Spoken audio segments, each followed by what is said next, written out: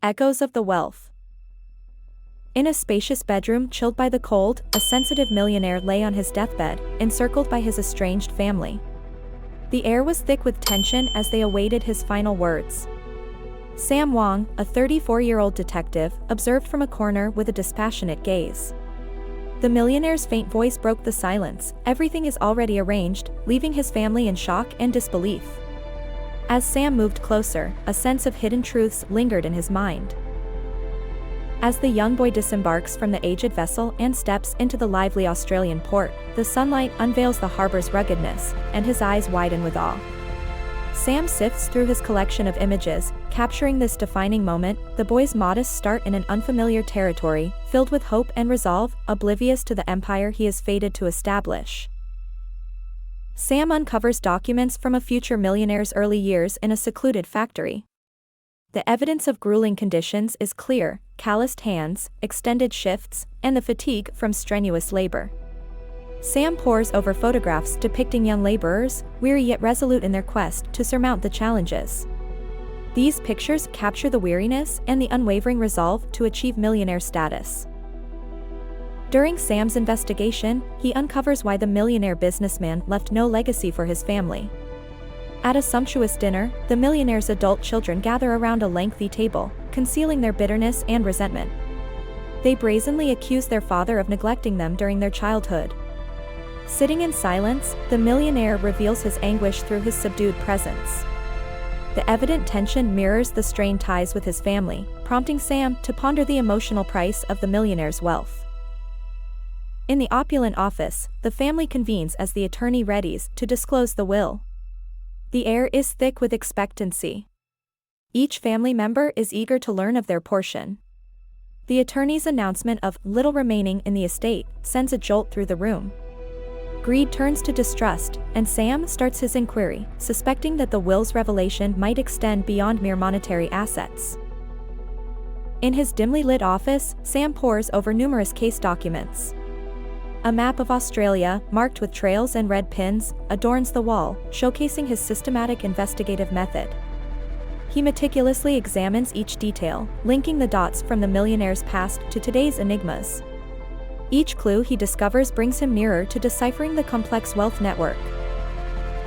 Amidst the hush of a dimly lit bank vault, Sam meticulously examined a pile of financial records. His gaze sharpened as he unearthed unrecorded transactions connected to clandestine trusts. The revelation sent a shiver down his spine, as it dawned on him that these dealings were components of an intricate plot related to the fortune of an affluent individual. Sam traced the clues through the thick woods to a solitary cabin on a cliff with views of the endless ocean. The silence was deep, pierced only by the sound of his steps and the rustle of leaves. Approaching the door, his breaths became measured. The truth he sought was close at hand. The cabin's isolation hinted at a hidden enigma, and Sam was prepared to unveil it. Inside the cabin, Sam comes across a living doll, its appearance eerily lifelike. The doll's porcelain skin is muted in the faint light. As Sam draws nearer, the room falls into a profound silence. The doll's disconcerting similarity to the late millionaire sends shivers down his spine. It stands still, a silent testament to the enigma surrounding the millionaire's last act. Previously, Sam discovered that the millionaire had been to a scientific lab where cloning occurs in a sterile environment.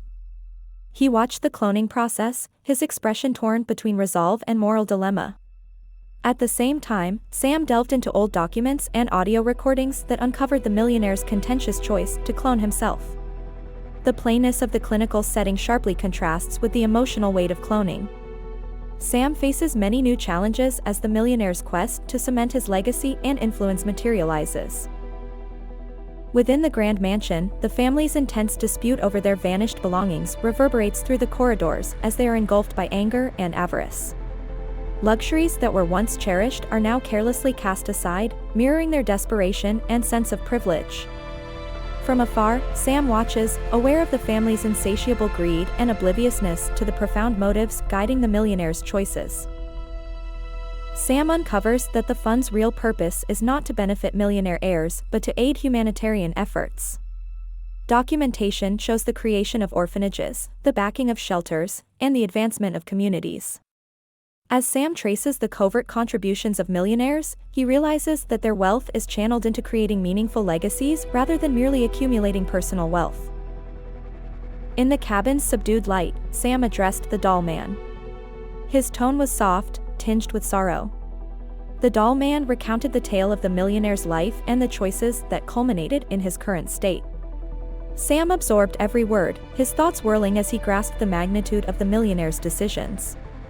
The import of this disclosure dawned on him, and he recognized the vastness of the narrative he was poised to reveal. Sam stood firm before his family in the opulent mansion. "You have lost nothing, it was never truly yours," he proclaimed. The family's pride vanished into the profound silence that ensued.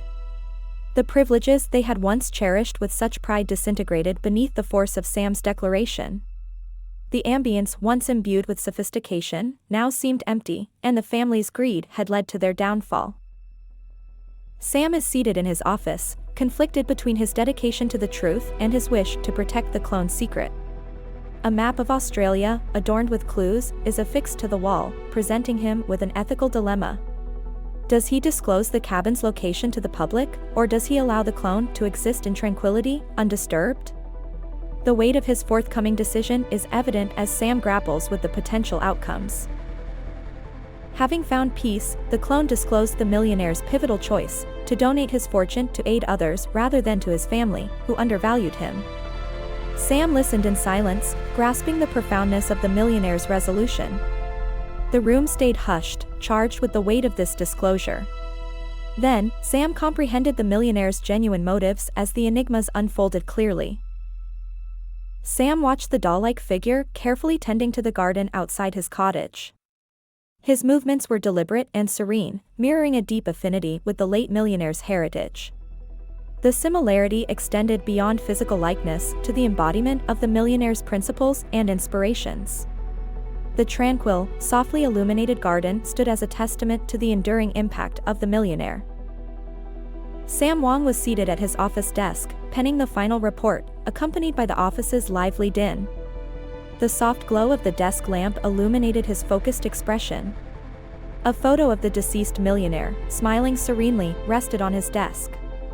Upon sealing the file, Sam experienced a subdued sense of contentment. The investigative load had been lifted, culminating in a serene conclusion to the case.